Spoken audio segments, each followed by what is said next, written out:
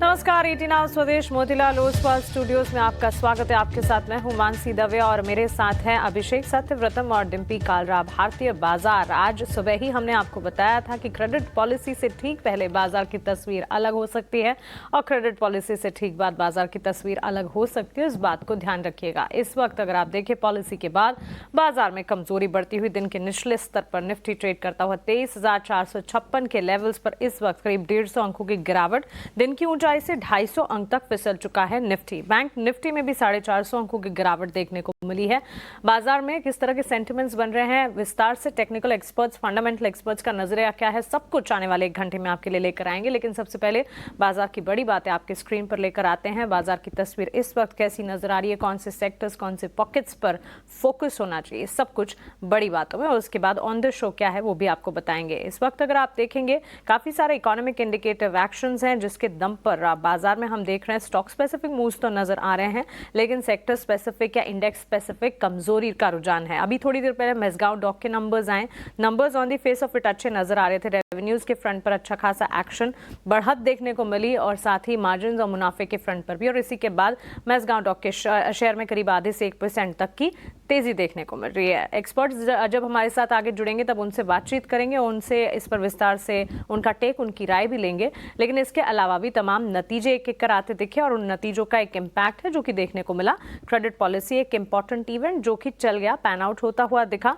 जिस तरह के एक्सपेक्टेशंस थे, एंटिसिपेशन थे, उसी तरह से 1/4% की कटौती यहाँ पर। और 2020 मई के बाद पहली बार ऐसा हुआ और आरबीआई के नए governor first time policy announce कर रहे थे और ये कटौती आती हुई देखने को मिली। ग्रोथ की तरफ मुड़ता हुआ कह सकते हैं कदम, लेकिन पैनिक बटन जरूर बाजार में दब गया है। और एक्सपर्ट्स की अगर माने तो इस वक्त बाजार में एक शॉर्ट टर्म रिएक्शन देखने को मिला है, लेकिन on a long term basis इसका इम्पैक्ट कैसा पड़ता है इस पर विस्तार से समझना होगा, जानकारी लेनी होगी। ऐसे में बाजार के जाने माने दिग्गजों को हम आपके साथ जोड़ते हैं, उनसे बातचीत करते हैं, उनका समय लेते हैं और आपको समझाने की कोशिश करते हैं कि सारे के सारे इंपॉर्टेंट इवेंट्स जो हैं इसके मायने क्या है और लंबी अवधि के लिए बाजार पर इसका असर कैसा पड़ सकता है। इसी कड़ी में व्हाइट ओक कैपिटल के आशीष सोमैया अब हमारे साथ जुड़ गए हैं। ये सबसे पहले उनका स्वागत करते हैं और क्रेडिट पॉलिसी के बाद इस वक्त ओवरऑल सेंटिमेंट इकोनॉमी के, भारतीय बाजार के वो कैसे देख रहे हैं जानने की कोशिश करते हैं। आशीष, गुड आफ्टरनून, स्वागत है आपका 18 स्वदेश पर। अपना समय देने के लिए सबसे पहले तो बहुत शुक्रिया। RBI credit policy pan out हो चुकी है और जिस तरह एक्सपेक्टेशंस थे उसी तरह के रेट कट अनाउंस भी होते हुए दिखे। इसके बाद बाजार वन साइड डाउन ट्रेंड दिखा रहा है। आशीष, वैसे तो देखा जाए तो पॉलिसी में जो एक्सपेक्टेशंस थी उसी तरह के अनाउंसमेंट आए, लेकिन मानो डाइजेस्ट कर चुके थे मार्केट पार्टिसिपेंट्स और मार्केट्स भी इसे, और इस वक्त कमजोरी हावी है। कैसे रीड किया आपने पॉलिसी को, की टेकअवेज आपके हिसाब से क्या रहे?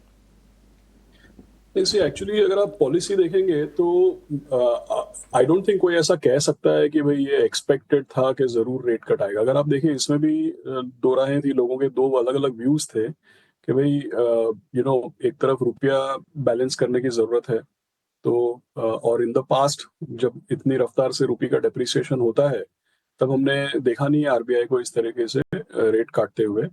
तो ऑब्वियसली इन्फ्लेशन घट रहा है, ये साइड करते हुए और ग्रोथ को सपोर्ट करने की जरूरत है, ये साइड करते हुए रेट कट किया गया है, जिसको हम बोल सकते थे कि भाई अगर रेट कट होगा तो यही एक्सपेक्टेशन था, लेकिन ऐसा कोई क्लैरिटी नहीं थी कि पक्का रेट कट होगा। तो उस तरफ से अगर आप देखें तो थोड़े दिन पहले की जो लिक्विडिटी, एक तरीके से आरबीआई का स्टांस चेंज हुआ है। थोड़े दिन पहले की जो लिक्विडिटी की मूव्स थी उसके बाद आज रेट कट की जो बात है, तो मुझे ऐसा लग रहा है कि इससे मार्केट को एक तरीके से पॉजिटिवली देखना चाहिए था। लेकिन कुल मिला के अगर आप मार्केट इटसेल्फ को अगर देखें तो हमारे पिछले थोड़े समय से जो मार्केट के इश्यूज हैं वो अपने मार्केट को लेकर के कम और बाहर के यूएस को लेकर के ज्यादा है। तो मेरा काफी समय से ऐसा मानना है कि भाई अगर यूएस का मार्केट जब तक सेटल नहीं होता है, अब एक आए दिन न्यूज आ रही है, टैरिफ्स है, डॉलर अप्रिसिएशन है, ट्रम्प ट्रेड है, ये जो चीजें चल रही हैं, जब तक ये सेटल नहीं होता है तब तक मुझे लगता है हमारे मार्केट में इस तरीके की वॉलेटिलिटी रहेगी। लेकिन मार्केट के रिएक्शन को देख करके बजट या मॉनेटरी पॉलिसी का इम्प्रेशन नहीं हमको फॉर्म करना चाहिए। मार्केट में अभी काफी दूसरी चीजें चल रही है, तो ऐसा नहीं समझना चाहिए कि भाई या तो बजट खराब था या मॉनेटरी पॉलिसी खराब थी। सिचुएशन और कॉन्टेक्स्ट में बजट भी बढ़िया था, मॉनेटरी पॉलिसी का अनाउंसमेंट भी बढ़िया है। लेकिन मार्केट में अभी दूसरे इश्यूज भी मार्केट के ऊपर वे कर रहे हैं। जी जी, बहुत शुक्रिया आपका समय देने के लिए। अभिषेक बोल रहा हूँ। अब कई लोगों से हमने बातचीत की और ऐसी वॉइसेस भी आई कि आरबीआई की तरफ से बाजार को थोड़े एडिशनल लिक्विडिटी मेजर्स चाहिए थे और वो नहीं आए, उसके चलते हमने देखा बाजार में थोड़ी कमजोरी गहरा रही है। दूसरी तरफ अगर मैं देखूं तो जो इवेंट रिस्क थे, चाहे वो बजट हो या फिर आरबीआई की क्रेडिट पॉलिसी हो, कई सारे इवेंट्स निकल गए हैं। क्या मान के चलें कि अब बाजार यहां से मतलब डाउनसाइड बहुत ज्यादा नहीं है, भले बहुत तेजी से आगे ना बढ़े तो? एक्चुअली हम लोग का जो रिजल्ट्स है, मतलब आप देखिए अभी दिसंबर क्वार्टर के रिजल्ट्स की सीजन में हम मतलब डीप है, मतलब थोड़े दिन में सीजन खत्म ही हो जाएगा। लेकिन अगर आप दिसंबर क्वार्टर के रिजल्ट्स देखें, इसके बाद मार्च क्वार्टर के रिजल्ट्स, तो इसका एक ट्रेंड हम लोगों को देखना पड़ेगा। दूसरी चीज, जैसा मैंने बताया कि यूएस में जो भी डेवलपमेंट्स हैं, अब देखिए पिछले जब से ओपन एआई और चैट जीपीटी आया, तब से यूएस में एक तरीके से एआई की रैली चल रही है। उसके बाद ऑब्वियसली प्रेसिडेंट ट्रम्प का इनॉग्रेशन हुआ, तब से एक ट्रम्प ट्रेड वाली भी बात चल रही है, डॉलर अप्रिसिएशन।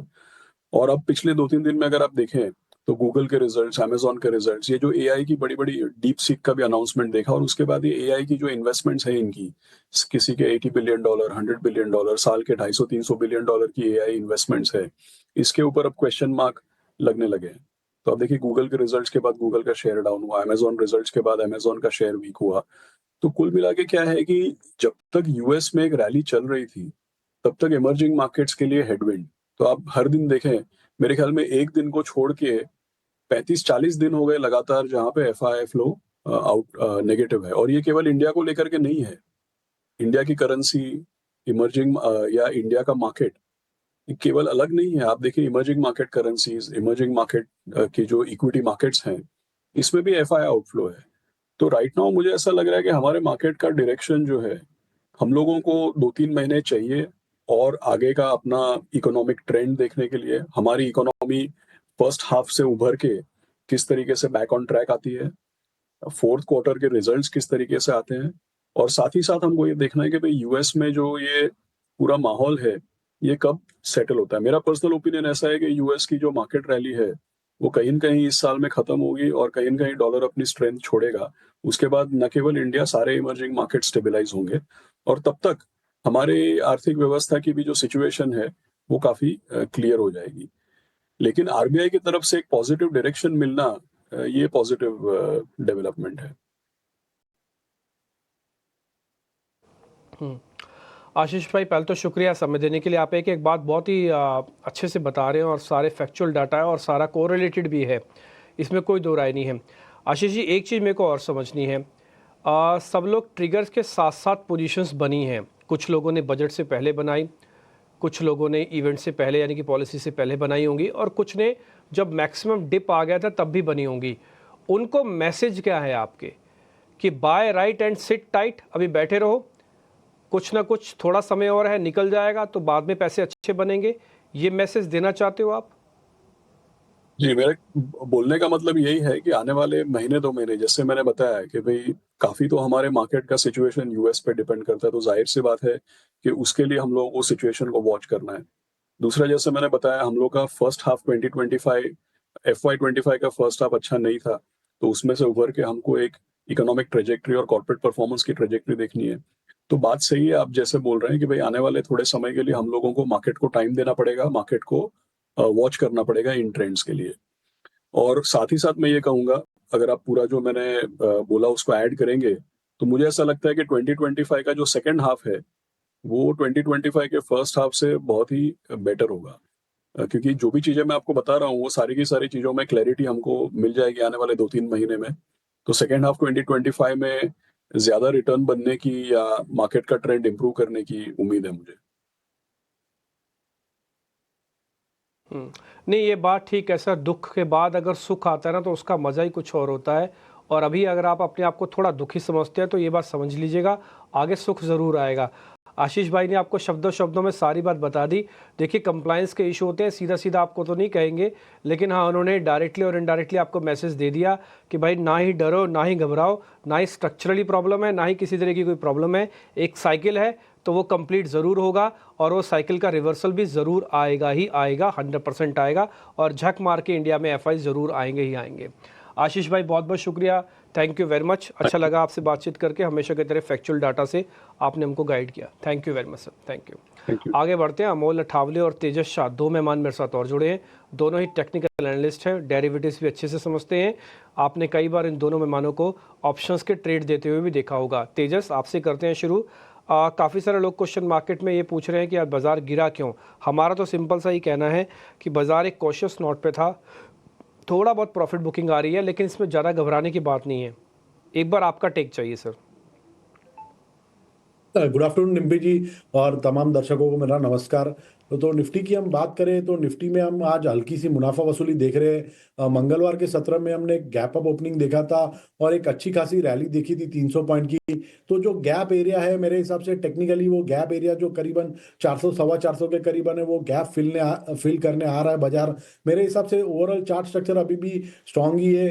23,300 का पोजिशनल अच्छा खासा सपोर्ट है, जब तक ब्रेक नहीं करता है मुझे लग रहा है ये जो करेक्शन है वो थोड़ा हेल्दी है। और आने वाले दिनों में मुझे लग रहा है कि नेक्स्ट वीक में आफ्टर फिलिंग द गैप मुझे लग रहा है कि निफ्टी वापस रैली कर सकता है और जो उसकी जो 200 डे और 50 डे एक्सपोनेंशियल मूविंग एवरेज है उसको फिर से रीटेस्ट कर सकता है, जो करीबन है 23,600-650 के करीबन। तो ये जो मुनाफा वसूली हो रही है आज में वो एक हेल्दी करेक्शन है और जब तक ये 23,300 के ऊपर बाजार टिका है मुझे लग रहा है बाय ऑन डिप्स की रणनीति रखनी चाहिए। गिरावट में खरीदारी की रणनीति इंडेक्स पर एक्सपर्ट का नजरिया आपने जाना, लेकिन अब सीधा एक्सपर्ट्स के स्टॉक स्पेसिफिक रेकमेंडेशंस क्या हैं क्लोजिंग ट्रेड्स में वो जानते हैं। हमारे साथ एक्सिस सिक्योरिटी से राजेश पालविया जी भी जुड़ गए हैं। शुरुआत राजेश जी आपसे करेंगे, बताइए बाजार में इस वक्त सेंटिमेंट को देखते हुए स्टॉक स्पेसिफिक रणनीति क्या होनी चाहिए? गुड आफ्टरनून मानसी जी, गुड आफ्टरनून एवरीवन। सो एक लॉन्ग एक शॉर्ट आइडिया पे फोकस है। लॉन्ग साइड में जो स्टॉक पसंद आ रहा है वो है ग्लेनमार्क। स्टॉक में एक करेक्शन के बाद स्टॉक ने लोअर साइड पे एक बॉटम बना के अब यहाँ पे अगर हम देखें तो फॉलिंग ट्रेंड लाइन का ब्रेकआउट डेली चार्ट पे होते हुए दिखा। स्टॉक ने 20 डे 50 डे मूविंग एवरेज को सरपास किया है। ये फोर्थ कंसेक्यूटिव डे है जहाँ पे स्टॉक में एक स्ट्रेंथ यहाँ पे विजिबल है। हमें लगता है ग्लेनमार्क की में ये मोमेंटम फर्दर एक्सटेंड होते हुए दिख सकता है। अपसाइड के टारगेट हमें लगता है 1570 की तरफ आते हुए दिख सकते हैं। डाउन साइड में स्टॉप लॉस रखना होगा करीब 1510 के आसपास। शॉर्ट साइड में जो स्टॉक अभी यहाँ पे हम सजेस्ट करना चाहते हैं वो है भारत फोर्ज। एक कंटिन्यूटी बनी हुई है डाउन ट्रेंड की, series of lower top lower bottom formation देखने को मिले भारत फोर्ज में। मार्केट में जो भी रिकवरी हुई उसमें भी ये स्टॉक ने पार्टिसिपेट नहीं किया है और कंटिन्यूसली अब ये 20 डे 50 डे मूविंग एवरेज के नीचे ही सस्टेन करते हुए दिख रहा है। जिस तरीके के डेटा सेटअप बने हुए हमें लगता है यहाँ पे डाउन साइड फर्दर एक्सटेंड होते हुए दिख सकती। तो भारत फोर्ज फ्यूचर को शॉर्ट किया जा सकता है 1100 के टारगेट के लिए। स्टॉप लॉस रखना होगा करीब 1158 के आसपास। एक खरीदारी की एक बिकवाली की, ग्लेनमार्क फार्मा में कीजिए खरीदारी, ये राय राजेश जी की तरफ से। और भारत फोर्ज में सेल स्ट्रैटेजी बिल्टअप होती हुई, उनकी स्ट्रैटेजी आपके स्क्रीन पर विद टारगेट स्टॉप लॉस आप देख रहे हैं। इस बीच हमारे साथ कोटक सिक्योरिटीज के अमोल आठवले भी हैं। अमोल, गुड आफ्टरनून, आप बताइए आपकी तरफ से स्टॉक स्पेसिफिक रिकमेंडेशन क्या होंगे? जी नमस्ते and good afternoon. Tata steel के साथ जाना चाहूंगा पोजिशनल पॉइंट ऑफ व्यू से। 137 के आसपास मैंने पिक किया था। 145 150 उसके पोजिशनल टारगेट निकल के आ रहे हैं और स्टॉप लॉस उसका रहेगा 132 का। Consistently higher high higher lows formation stock ने मेंटेन किए। आज हालांकि बाकी स्टॉक्स में दबाव है। मेटल इंडेक्स एक अच्छा परफॉर्म कर रहा है, उसमें टाटा स्टील का फॉर्मेशन काफी प्रॉमिसिंग लग रहा है। 50 डे सिंपल मूविंग एवरेज के पास अभी स्टॉक ट्रेड हो रहा है, बुलिश कैंडल है। तो ओवरऑल अगर मीडियम टर्म सेटअप देखते हैं तो ये जो टेक्निकल बाउंस बैक स्टॉक में चल रहा है वो कहीं ना कहीं कंटिन्यू होता हुआ दिख रहा है। दूसरा मैं कैनफिन होम के साथ जाना चाहूंगा, जो एक कॉन्ट्राबेट भी बोल सकते हैं। 665 के आसपास मैंने पिक किया था। 715 के पोजिशनल टारगेट है और 649 उसका स्टॉप लॉस रहेगा। एक बड़े करेक्शन के बाद स्टॉक एक कंसोलिडेट होता हुआ दिख रहा है और हायर डबल बॉटम फॉर्मेशन में है। 20 डे सिंपल मूविंग एवरेज को आज उसने क्रॉस किया था, बट बाजार में ओवरऑल दबाव था तो ऊपर टिक नहीं पाया। बट ओवरऑल सेटअप या टेक्सचर अगर हम स्टॉक का देखते हैं तो काफी प्रॉमिसिंग लग रहा है। अगर ये लेवल मेंटेन होता है तो कैनफिन होम में एक टेक्निकल बाउंस बैक देखने को मिल सकता है। वैसे मेटल एंड ऑटो सेक्टर, सही कह रहे हैं आप, ये दो सेक्टर्स हैं जो कि इस वक्त मजबूती दिखाने, इसके तर सारे सेक्टर में वॉलेटिलिटी के साइंस हैं। इसी के चलते कैनफिन होम्स में खरीदारी की राय 715 के टारगेट्स को ध्यान में रखें, और साथ ही टाटा स्टील पैक पर भी नज़र है, और रिकमेंडेशन स्टॉक पर भी 145, 145 और दूसरा 150 का टारगेट यहाँ पर नज़र आ सकता है। तेजस, गुड आफ्टरनून, आप बताइए आपके स्टॉक स्पेसिफिक रिकमेंडेशंस क्या होंगे? गुड आफ्टरनून मानसी जी। सो मेरा जो पहला पिक है वो भी मेटल सेक्टर से है। मेटल सेक्टर में हिंडाल्को मेरा टॉप पिक है। ये स्टॉक ने करीबन 560 टू 565 के करीबन एक डबल बॉटम बनाया है, और वीकली चार्ट अगर इसका देखेंगे तो एक bullish engulfing candlestick pattern form हुई है, जो एक रिवर्सल पैटर्न है और एक बुलिश कैंडल है। और आज के सत्र में देखेंगे तो स्टॉक अपनी जो 20 दिन और 10 दिन की जो मूविंग एवरेज के उसके ऊपर कंसिस्टेंटली ट्रेड कर रहा है। तो हिंडाल्को में करंट भाव पे या डिप में खरीदारी करिए। इसमें आपको स्टॉप लॉस लगाना है 579 का, पहला लक्ष्य रहेगा 630 का, और दूसरा लक्ष्य रहेगा 655 का। और दूसरा जो मेरा स्टॉक है वो ऑटो सेक्टर से है, मारुति सुजुकी लिमिटेड। ये स्टॉक में भी एक अच्छा खासा रिसेंटली ब्रेकआउट आया था, और लगातार हमने 3 दिन ये स्टॉक में एक अच्छी खासी रैली देने के बाद स्टॉक अभी एक साइडवेज कंसोलिडेशन मोड में चला गया है। Flag and pole pattern formation बना है डेली चार्ट पे, जो एक बुलिश पैटर्न है। मुझे लग रहा है ये कंसोलिडेशन के बाद ये स्टॉक में फिर से एक रैली आ सकती है। तो मारुति का स्टॉक करंट भाव में या डिप में खरीदारी करिए। इसमें आपको स्टॉप लॉस लगाना है 12,600 के नीचे।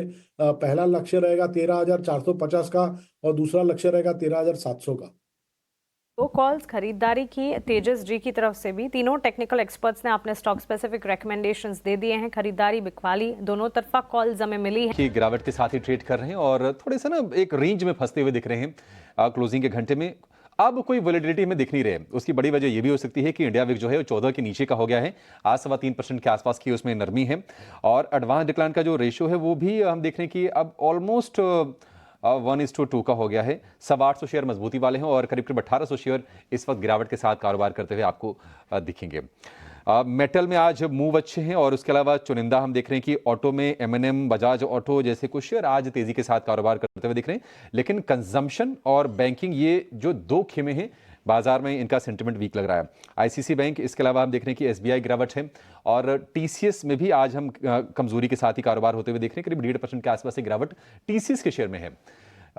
फंडामेंटल एक्सपर्ट रजत शर्मा भी हमारे साथ जुड़ गए हैं। रजत जी, बहुत शुक्रिया आपका समय देने के लिए। स्वागत है आपका 18 स्वदेश पर। एक बार जरा पॉलिसी पर अपना व्यू दीजिए, क्योंकि कहा यह जा रहा है कि लिक्विडिटी के जो एडिशनल मेजर्स लिए जाने चाहिए थे RBI ने वो लिया नहीं है, तो उसके चलते बैंकिंग पर प्रेशर है। लेकिन दूसरी तरफ जो बजट में अनाउंसमेंट थे डिस्क्रिशनरी स्पेंड बढ़ाने को लेकर, उससे ऑटो में हम बाइंग देख रहे हैं। आपका व्यू क्या कहता है, और यहां से अगर किसी को पोजीशन बनानी हो तो आप क्या सलाह देंगे? Good afternoon. जहाँ तक MPC मीटिंग में जो रेट्स का ऐलान हुआ है उस पे कंसेंसस के साथ 25 बेसिस पॉइंट्स रेट कम हुआ है, जो कि हम एक्सपेक्ट कर रहे थे। लुक, इंट्राडे ट्रेड में या 1-2 दिन के लिहाज से अगर आप देखेंगे तो मार्केट काफी रिएक्ट करता है, और पोस्ट इवेंट हमेशा कुछ सेलिंग आती है। ये काफी एक्सपेक्टेड था कि 25 बेसिस पॉइंट कम होगा, तो लोगों ने काफी पोजीशन बनाई होगी जो अब अनवाइंड हो रही है। तो इसलिए बैंकिंग स्टॉक्स में शायद आपको आज थोड़ा वीकनेस दिख रहा है, कंजम्पशन में भी। बट अगेन, बजट वाले दिन कंजम्पशन पर्टिकुलरली काफी अच्छा किया था। तो ये 1-2 दिन में और वीक ऑन वीक ये चीजें होती रहती हैं। अच्छी चीज क्या है, और इसीलिए मैंने पहले भी बैंकिंग स्टॉक्स रेकमेंड किए थे और अब भी मैं कर रहा हूं, जो लार्ज प्राइवेट सेक्टर बैंकिंग के स्टॉक्स हैं वो एक तो बहुत अच्छे वैल्यूएशन पे अवेलेबल हैं, और आज जो 25 बेसिस पॉइंट रेट कट हुआ है, इससे जो एक सेगमेंट क्रेडिट ग्रोथ का प्राइवेट बैंक्स के लिए, सारे ही बैंक्स के लिए इनफैक्ट बढ़ नहीं रहा था, जो कि कॉर्पोरेट क्रेडिट था, उसमें बढ़ोतरी आएगी। तो अगर आप देखें HDFC के भी जब हमने नंबर्स देखे थे तो 10% ग्रोथ थी quarter on quarter retail loans में, और अराउंड 10% ही कमर्शियल लोन्स में। लेकिन कॉर्पोरेट लोन्स करीब 10% गिर रहे थे। तो आई थिंक कॉर्पोरेट्स वेट करते हैं जब उनको एक्सपेक्टेशन होता है रेट कम होने का, जिससे पहले वो ऑफ टेक करें और अपना loans. So I think corporate credit में ग्रोथ आएगा। इससे प्राइवेट बैंकिंग, जो वैसे ही अभी बहुत अच्छे वैल्यूएशन पे अवेलेबल है, इसको आने वाले 3-4 क्वार्टर में काफी फायदा मिलेगा। सो आई थिंक ओवरऑल ये मेरे लिए काफी पॉजिटिव डेवलपमेंट है, that under valued sector banking. और उसके अंदर भी मैं पहले भी मेंशन कर चुका हूं, HDFC बैंक मेरा एक फेवरेट स्टॉक रहा है। और अभी बैंकिंग के रिजल्ट्स भी जैसे है, माइनस इंडसइंड बैंक, सभी बैंक्स ने काफी अच्छे रिजल्ट्स ऑलरेडी पोस्ट किए हैं।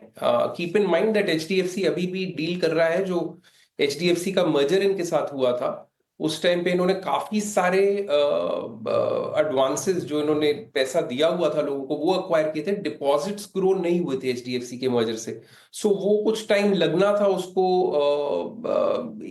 ईज आउट होने में। एंड गोइंग फॉरवर्ड अगले 4 से 6 क्वार्टर्स में आई थिंक मैं काफी पॉजिटिव हूँ इस बैंक पे। सो क्रेडिट पॉलिसी की जहां तक बात है, I think it's a very good news for private banks. And वैसे भी मुझे लगता है ये सेक्टर काफी काफी अंडरवैल्यूड था।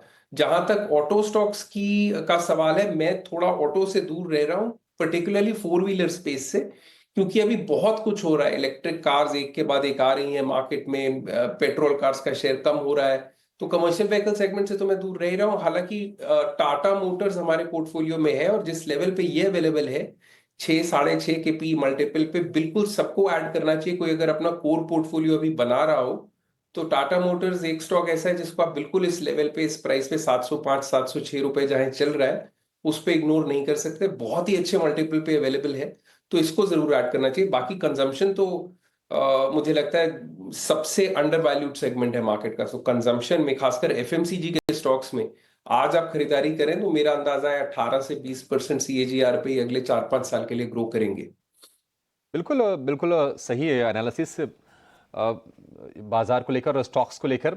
और टाटा मोटर्स में भी चेक कर रहा था 6 के पी पर है और हम चर्चा भी कर रहे हैं कि 700 रुपए के आसपास भी क्या आकर्षक नहीं है। 1250 रुपए से भाव गिरते गिरते यहाँ पर आगे। और बैंकिंग स्टॉक्स भी अच्छे लग रहे हैं रजत जी को। आपको एचडीएफसी बैंक को खरीदने की सलाह दे रहे हैं। 1700 रुपए 1750 रुपए के आसपास के प्राइसेस फिर से हो गए, अभी ढील लो पर कारोबार कर। देखिए मार्केट्स के अंदर आज थोड़ा प्रेशर तो बनता हुआ दिख ही रहा है। अभी 300 पॉइंट की गिरावट अभी भी है मार्केट पे, लेकिन ज़्यादा चिंता की बात नहीं। मेरे को तो कहीं भी ऐसा मार्केट के अंदर कोई प्रॉब्लम नहीं दिख रही। 50,000 रीगेन हो गया, 23,500 निफ्टी के अंदर है, थोड़ी बहुत एडजस्टमेंट्स हैं। आशीष समैया थोड़ी देर पहले आपको बता के गए, फेज़ है, फेज़ निकल जाएगा, मार्केट के अंदर वापस तेज़ी बनेगी। राइट बाय करो आप, ना सिट टाइट होके बैठो आप। कुणाल परार एक ऑप्शंस का ट्रेड आपके लिए लेके आए हैं, ऑप्शंस का चैंपियन।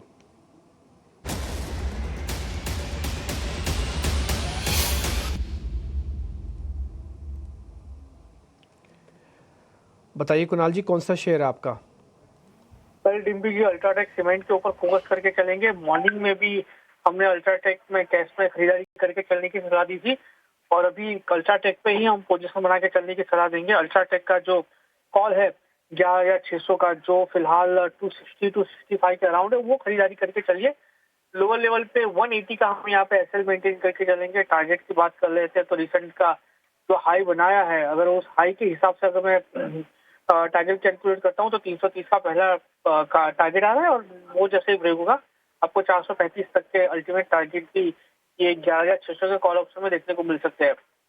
लॉस की बात करें तो यहाँ पे मैक्सिमम लॉस 4,250 का है और प्रॉफिट जो है वो 8,500 का यहाँ पे होने के चांसेस है।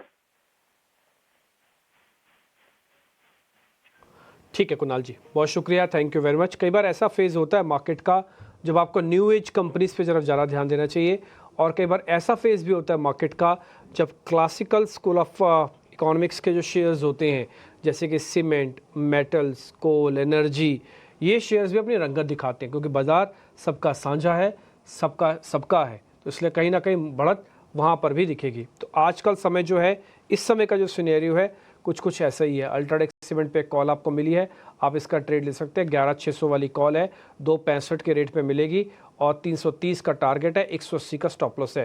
प्रॉफिट लॉस की कैलकुलेशन 8,000 4,000 में छपी हुई है, अभी आपने वो कॉल पूरी की पूरी देख ली है। ठीक, अब मैं दूसरे सेगमेंट पे आता हूँ। जैसे सीमेंट तो हो गया, अब स्टील वाले पे आते हैं। मेटल शेयरों में आज ज़बरदस्त चमक देखने को मिल रही है।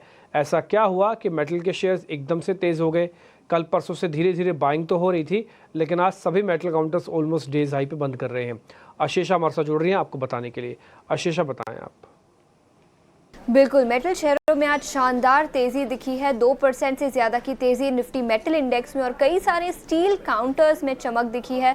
Tata steel, JSW steel, JSPL जैसे सभी स्टॉक्स करीब 2 से 4% की तेज़ी के साथ कारोबार करते हुए, और इसके पीछे कई वजह है।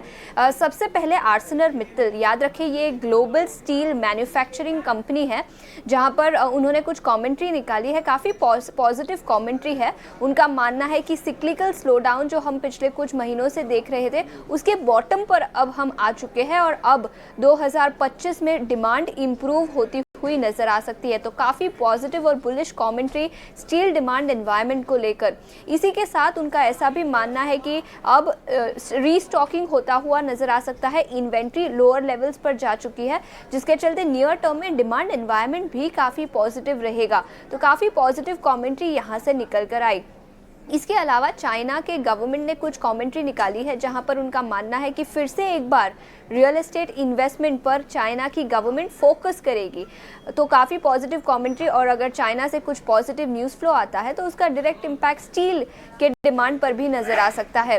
इसके अलावा डॉलर इंडेक्स की बात करते हैं। मेटल्स और डॉलर इंडेक्स का इन्वर्स रिलेशन होता है, तो जब भी डॉलर इंडेक्स गिरता है मेटल स्टॉक्स में तेज़ी दिखती है, और हाल फिलहाल 110 लेवल से गिरकर डॉलर इंडेक्स 107 पर आ चुका है। तो काफ़ी पॉजिटिव रिलेशन यहाँ पर भी दिखा है।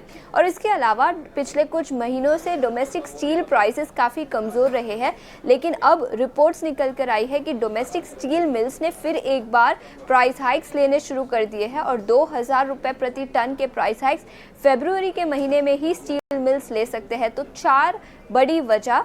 आर्सेलर मित्तल ने कमेंट्री पॉजिटिव दी है, चाइना का फोकस फिर से एक बार रियल एस्टेट सेक्टर पर आ सकता है, डॉलर इंडेक्स कम होता हुआ जो एक पॉजिटिव है, और स्टील प्राइसेस बढ़ सकते हैं। 4 बड़े ट्रिगर्स, जिसके चलते सभी स्टील और मेटल स्टॉक्स में आज तेजी दिखी है। ठीक है आशीषा, बहुत शुक्रिया, थैंक यू वेरी मच। आपने अच्छे से गाइड कर दिया 4 रीजंस कौन से हैं जिसकी वजह से आज स्टील कंपनीज चल रही हैं। रजत सर, एक लास्ट क्वेश्चन आपसे होगा। आशीषा ने ये तो बता दिया कि 4 रीजंस हैं जिसकी वजह से आज स्टील कंपनी सारी चल रही हैं। आप हमको ये बता सकते हैं कि कौन सा शेयर बहुत ही अच्छी वैल्यूएशन पर, अच्छी बैलेंस शीट और अच्छी ग्रोथ गाइडेंस के साथ खड़ा हुआ है? काफी नेगेटिव है, और अगर आप इस क्वार्टर के रिजल्ट्स देखें तो ऑलमोस्ट ऑल मेटल कंपनीज जिनके भी रिजल्ट्स आए हैं सबके डबल डिजिट में क्वार्टर ऑन क्वार्टर वीकनेस आई है। So the results are negative across the board. And मैं मेटल पे इसलिए भी पॉजिटिव नहीं हूं बिकॉज जितने भी ये डेट ट्रेडेड सेक्टर्स होते हैं, क्योंकि सारी मेटल कंपनी की बैलेंस शीट पे बहुत ज्यादा डेट होता है, ये सारे तब अच्छा नहीं करते जब there is a demand slowdown, जो कि अगर आप इकोनॉमिक सर्वे देखें तो उसमें बहुत क्लियरली मेंशन था। गवर्नमेंट का कैपेक्स फ्लैट आउट हो रहा है पिछले कुछ सालों से, और इस साल भी कुछ ऐसा खास इंक्रीज नहीं हुआ। तो मेटल की सबसे ज्यादा डिमांड गवर्नमेंट की तरफ से ही आती है, इंफ्रास्ट्रक्चर एंड कंस्ट्रक्शन कंपनीज में ही आती है। तो this is one sector, PSU, metals, defence, ये सारे सेक्टर्स ऐसे हैं जो मुझे फंडामेंटली वीक लग रहे हैं, तो मैं इनसे जरा दूर रहूंगा। Although I think Steel Authority of India probably सबसे अच्छा बैलेंस शीट उसी का है, and I would like to initiate buying there because उसका 2% के करीब डिविडेंड भी आ जाता है। लेकिन इस प्राइस पे मैं सलाह दूंगा कि metal as a overall pack इससे दूर रह जाए।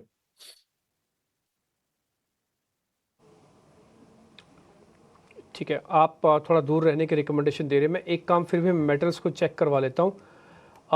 राजेश सर, कोई एक मेटल काउंटर जिसका चार्ट अच्छा लग रहा है आपको? डिम्पी जी, तो मेटल में हमें लगता है स्टील में जेएसडब्ल्यू स्टील का स्ट्रक्चर काफी स्ट्रांग बना हुआ है। जिस तरीके से स्टॉक ने एक अपस्लोपिंग चैनल का ब्रेकआउट भी आज के सेशन में किया है, स्टॉक कंफर्टेबली अपने 200 डे 100 डे मूविंग एवरेज के ऊपर सस्टेन होते हुए दिख रहा है। तो हमें लगता है कि यहाँ पे जेएसडब्ल्यू स्टील को देखा जा सकता है। ट्रेडिंग पॉइंट ऑफ व्यू से ये स्टॉक में हमें लगता है मोमेंटम फर्दर एक्सटेंड होते हुए दिख सकता है टुवर्ड्स 1000, 1100, 1010 तक के टारगेट नियर टर्म पे आते हुए दिख सकते हैं। और डाउन साइड में जो स्टॉप लॉस रखना होगा, करीब 965 के आसपास के स्टॉप लॉस लगा के जेएसडब्ल्यू स्टील को बाय किया जा सकता है। हम हम 12 बजे का जब शो कर रहे थे तब भी JSW स्टील को लेकर चंदन तापड़िया ने भी एक कॉल दी थी आपको। अगर आप 12 बजे से लेके बैठे हैं तब भी आप प्रॉफिट में अभी लेना चाहते हो तो आपकी मर्जी है। राजेश जी भी आपको बता ही रहे इस कॉल के बारे में। हमने रजिस्टर से एक व्यू लिया और वो तो खैर पॉजिटिव नहीं थे, बट रिपोर्ट यानी कि जो एनालिसिस हमने किया उसके हिसाब से अगर शेयर कोई कनेक्ट कर 10,600 के नीचे ट्रेड करता हुआ निफ्टी, बिकवाली का दबाव जारी। बैंक निफ्टी में भी वॉलेटाइल साइंस और ब्रॉडर मार्केट्स में भी इस वक्त उतार चढ़ाव के बीच कामकाज। हफ्ते का आखिरी कारोबारी सत्र, 3 टेक्निकल एक्सपर्ट्स हमारे साथ हैं। आइए उनसे BTST STBT trades if any जान लेते हैं। शुरुआत राजेश जी आपसे करेंगे। BTST ट्रेड, STBT ट्रेड या नो ट्रेड? आई थिंक यहाँ पे टेक महिंद्रा को BTST किया जा सकता है। स्टॉक में एक मोमेंटम बना हुआ है और जिस तरीके की स्ट्रेंथ स्टॉक ने थ्रू आउट द डे दिखाई है, हमें लगता है यहाँ पे एक फर्दर एक्सटेंशन ऑफ रैली देखने को मिल सकता है अगले सेशन में। अपसाइड के टारगेट 1720 1730 तक आते हुए दिख सकते हैं। डाउन साइड में स्टॉप लॉस रखना होगा करीब 1668 के आसपास। और वहीं हमें जो दूसरा स्टॉक पसंद आ रहा है वो मेटल स्पेस से, उसमें वेदांता को भी यहाँ पे फोकस में रखा जा सकता है। ये स्टॉक में हमें लगता है 465 470 तक की अपसाइड कंटिन्यू होते हुए दिख सकती है। डाउन साइड में स्टॉप लॉस रखना होगा करीब 450 के आसपास। महिंद्रा और Vedanta 2 stocks BTST candidate Rajesh ji की तरफ से। अमोल जी आपकी तरफ से कोई स्टॉक एज BTST और STBT? एक BPCL के साथ जाना चाहूंगा। इंटरेस्टिंग फॉर्मेशन है। तो बाउंस बैक के बाद 3 दिन से स्टॉक कंसोलिडेट हो रहा है। आज मार्केट में जो करेक्शन आया उसमें एक तो कंट्रीब्यूट किया नहीं है, अभी भी अपने डे हाई के ऊपर, डे हाई के आसपास चल रहा है। 264 के आसपास है, 265 के आसपास है। इनफैक्ट 261 का स्टॉप लॉस देखा जा सकता है और ऑन द हायर साइड ये कहीं ना कहीं 270 275 तक पोजिशनल पॉइंट ऑफ व्यू से भी जाने के चांसेस चार्ट्स पे दिख के आ रहे हैं। BPCL एक और स्टॉक यहाँ पर अमोल जी की तरफ से। तेजस जी आपकी तरफ से कोई ट्रेड? कोटक बैंक में बाइंग करने की सलाह दूंगा। BTST के हिसाब से पिछले हाफ एन आवर में देखा तो काफ़ी अच्छी बाइंग स्ट्रेंथ आई है स्टॉक में विद वॉल्यूम्स, और चार्ट स्ट्रक्चर काफ़ी अच्छा है स्टॉक का। मेरे हिसाब से करंट भाव पे या डिप में खरीदारी करिए with stop loss below 1910। Target रहेगा 1950 और 1960 का। तो चलिए BTST ट्रेड्स हमारे तीनों एक्सपर्ट्स की तरफ से आपको मिलते हुए। कोटक महिंद्रा बैंक पर भी खरीदारी के मौके बनते हुए करीब आधे % की तेजी के साथ ये स्टॉक ट्रेड करता हो। लेकिन आइए एक इंटरेस्टिंग रिसर्च, एक इंटरेस्टिंग डिटेल अब आपको बताएं, और बात है वंदे भारत की। जी हाँ, पहली वंदे भारत स्लीपर ट्रेन जल्द ही ट्रैक पर दौड़ने वाली है, जो यात्रियों के लिए ज्यादा सुरक्षित, तेज और आरामदायक सफर का अनुभव देगी। इस ट्रेन से जुड़ी, इस खबर से जुड़ी सारी की सारी डिटेल्स लेकर हमारे सहयोगी समीर दीक्षित अब हमारे साथ जुड़ गए हैं। समीर बताइए। भारतीय railway long distance train travel segment में एक नए युग में जल्द ही प्रवेश करने जा रही है। उसकी वजह यह है कि भारत की पहली sleeper Vande Bharat train roll out होने जा रही है। सूत्र ये बता रहे हैं कि 2 महीने के भीतर पहली स्लीपर वंदे भारत ट्रेन पटरी पर दौड़ेगी, और ऐसी पहली ट्रेन का सक्सेसफुल ट्रायल RDSO ने कर लिया है मुंबई अहमदाबाद सेक्शन में। और इस ट्रेन ने छोटे से सेक्शन में 180 kmph की हाई स्पीड को भी हासिल किया था। हालांकि जब ये चलेगी तो इसकी एवरेज स्पीड मानी जा रही है कि 130 किलोमीटर प्रति घंटे की रहने वाली है। लेकिन sleeper variant Vande Bharat train का सक्सेसफुल ट्रायल RDSO ने 15 जनवरी को पूरा कर लिया है। और सिर्फ पहली नहीं, टारगेट यह है कि 2025-26 में 9 और ऐसी स्लीपर वंदे भारत ट्रेन बनाई जाए। और लॉन्ग टर्म टारगेट यह है कि 50 वंदे भारत ट्रेन, जिसमें से कि 33 वंदे भारत मेधा इंजीनियरिंग और 17 वंदे भारत एलिस्टॉम, ये स्लीपर वेरिएंट होगा जो कि एलिस्टॉम मुहैया कराएगा भारतीय रेलवे को 2 साल के भीतर। 2025-26 और 26-27 इन 2 सालों के भीतर इसको, आने वाले 2 सालों के भीतर इसको प्रोवाइड करेगा। और यही नहीं, 200 और वंदे भारत ट्रेन का एक टेंडर इंडियन प्लेयर और रशियन प्लेयर, इनके जॉइंट कंसोर्शियम को दिया गया है। रेलवे का लक्ष्य है कि आने वाले 4 से 5 सालों में 250 के अराउंड वंदे भारत स्लीपर ट्रेनों को पटरी पर दौड़ाया जाए। और स्लीपर पर इसलिए फोकस है क्योंकि लॉन्ग डिस्टेंस का जो ट्रेन ट्रैवल एक्सपीरियंस है इसको काफ़ी फास्टर करेगा, इसको रिलायबल बनाएगा, कन्वीनियंट करेगा पैसेंजर के लिए, क्योंकि इसमें जो सुविधाएं हैं वो बिल्कुल एयरक्राफ्ट जैसी सुविधाएं हैं। जो इसकी सीट हैं, जो इसमें फीचर्स हैं, वो काफ़ी आधुनिक है। यही वजह है कि रेलवे को लगता है कि ये लॉन्ग डिस्टेंस ट्रेन ट्रैवल का जो सेगमेंट है इसमें एक नए युग की शुरुआत होगी, और ये रेलवे के लिए और यात्रियों के लिए एक विन विन सिचुएशन साबित होगा। लॉन्ग डिस्टेंस ट्रेन ट्रैवल में एक नई शुरुआत। समीर, शुक्रिया हमारे साथ जुड़ने के लिए और ये सारी की सारी जानकारी वंदे भारत स्लीपर वेरिएंट पर हमें बताने के लिए। लेकिन चलिए अब कुछ और स्टॉक्स का जिक्र कर लेते हैं। और जहां हम ट्रेन्स की बात कर ही रहे हैं, ट्रैवल की बात कर ही रहे हैं, रेलवेज एंड पीएसयूज पर तेजस जी कोई राय? बजट से ठीक पहले कुछ स्पेसेस जो कि लगातार फोकस रेडार पर थे, सरकारी कंपनियां, रेलवे, डिफेंस, इस वक्त हम देख रहे हैं बाजार की कमजोरी का शिकार बनी हुई ये भी हैं। लेकिन टेक क्या है ओवरऑल इन स्पेसेस पर? मेरे हिसाब से रेलवे स्टॉक्स में अभी थोड़ा अवॉइड करना चाहिए। चार्ट स्ट्रक्चर आरवीएनएल का काफी वीक है। Stock lower top lower bottom formation में है, 200 दिन की मूविंग एवरेज को सरपास नहीं कर पा रहा है और जो ओवरऑल स्ट्रक्चर है वीक है। इवन इरकॉन इंटरनेशनल की बात करें तो इसका भी चार्ट स्ट्रक्चर काफी वीक है पोजिशनली भी, और नियर टर्म में मुझे लग रहा है ये स्टॉक अभी भी यहाँ से थोड़ा और दबाव बना रह सकता है स्टॉक में, और नीचे में 180 से लेके 181 तक के भी लेवल देख सकते हैं। तो लॉन्ग करने के लिए अवॉइड करना चाहिए। अगर जो सपोर्ट लेवल है वहां पे अगर स्टॉक आता है तो फिर से रिव्यू करेंगे।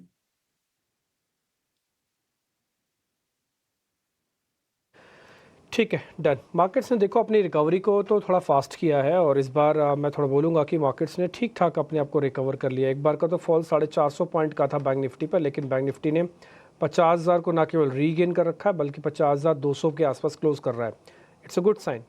दूसरा, निफ्टी के अंदर डैमेज कुछ नहीं है। अगर आप 30 पॉइंट छोड़ दें तो क्या डैमेज है ना? ये बात सच है कि पिछले 3-4 दिन से नहीं चल रहा, लेकिन ये बात भी तो उतनी सच है ना कि मार्केट ने 350 और 500 वाली रेंज को जितने अच्छे से प्रोटेक्ट किया है, ये भी काबिल तारीफ़ है। दूसरा, बैंक निफ्टी के अंदर 3-4 दिन का जो थोड़ा डाइवर्जेंस था वो काफ़ी हद तक एडजस्ट हो जाएगा। भाई 200 पॉइंट का ही तो फ़र्क था। भाई 200 पॉइंट ही तो बैंक निफ्टी ज़्यादा चल गया था। अगर आज 200 पॉइंट उसने वापस दे दिए तो इसका मतलब जहाँ पे था वहीं पे है, कुछ ज़्यादा मेजर फ़र्क नहीं है। हाँ, ये चीज़ थोड़ी सी हो रही है कि भाई आप इवेंट पास ऑन करते जा रहे हैं।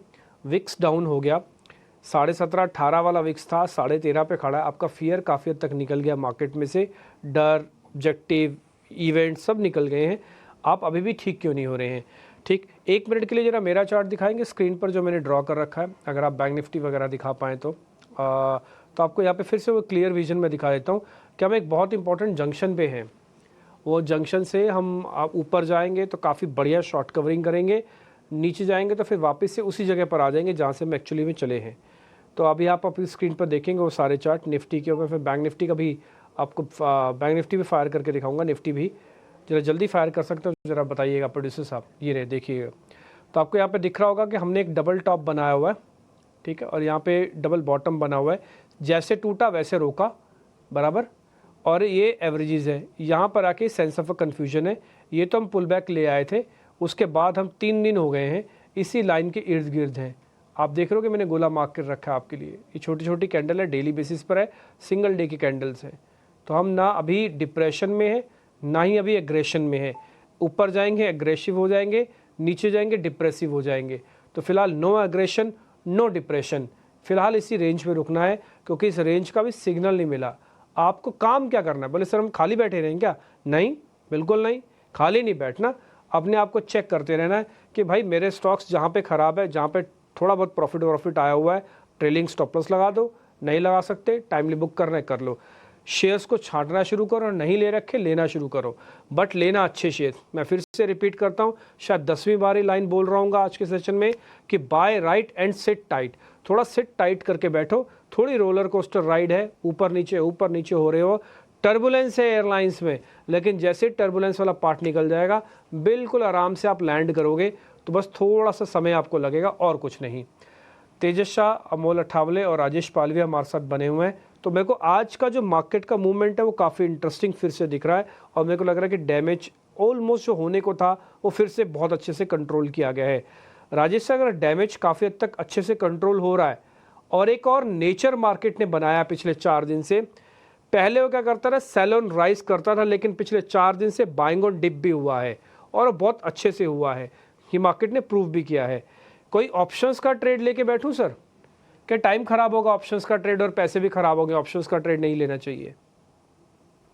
नहीं डिम्पी जी, देखिए मार्केट को एक्सपेक्टेशन थी आरबीआई से 25 बिप्स कट की, वो ऑलरेडी मार्केट को मिल चुकी है। जरूर वोलेटाइल रहा आज का सेशन, लेकिन हम जब तक 23,400 के नीचे नहीं फिसलते, हमने ऑलमोस्ट एक डिप भी लिया और वो लेवल को होल्ड किया है। मुझे लगता है 23,400 टूटता है तो ही थोड़ा यहाँ पे कॉशियस या थोड़ा डरने की जरूरत है। अदरवाइज 23,400 जब तक इंटेक्ट है, ये छोटी मोटी डिप को बाय करना चाहिए। बैंकिंग स्टॉक्स में भी लास्ट हाफ एन आवर में एक रिकवरी बनी, मेटल स्टॉक्स एक अच्छा मोमेंटम दे रहे हैं।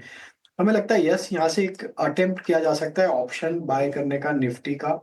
निफ्टी का अगर हम कॉल ऑप्शन देखें तो 23,550 की स्ट्राइक का ही call option at the money का 162 के आसपास है, इसी को फोकस में रखना चाहिए। ये कॉल ऑप्शन बाय करें 160 के आसपास है, स्टॉप लॉस रखें इसमें करीब 125 का। और अपसाइड में हमें लगता है कि अगर ये जो रिकवरी बनी है और ये कंटिन्यू होगी तो अब निफ्टी वापस 23,700 की तरफ बढ़ते हुए दिख सकता है। तो इस ऑप्शन के टारगेट 240 से 250 की तरफ भी आते हुए दिख सकते हैं। तो 125 का स्टॉप लॉस रख के 23,550 एट द मनी का कॉल ऑप्शन बाय किया जा सकता है अगले वीक के लिए, 13 फरवरी का। ठीक है, 13 फरवरी की स्ट्राइक डाल देना, उसके अंदर आप चेक कर सकते हो। बैंक निफ्टी का तो एक ही ऑप्शन रह गया, निफ्टी का अभी भी वीकली है, इसलिए 13 फेब वाली इस ऑप्शंस का ध्यान रख के आप ट्रेड ले सकते हैं। मेरे को आज मार्केट के अंदर अगर आप मेरे से पूछेंगे कि क्या नुकसान हुआ है, क्या फ़ायदा हुआ है, तो मैं बोलूँगा कुछ भी फ़ायदा नहीं हुआ, कोई भी नुकसान नहीं हुआ। हाँ, आपको एक आज 0.25% का कट मिल गया जो एक्सपेक्टेड था मार्केट के लाइंस में। बहुत सारे लोगों के मन में क्वेश्चन था, जब मिल ही गया, मार्केट की एक्सपेक्टेशन थी, उसके अकॉर्डिंग सब कुछ हुआ, तो फिर बाजार गिरा क्यों? देखिए, बेसिक से एक वजह होती है, पूरा गांव तेज़ी में है।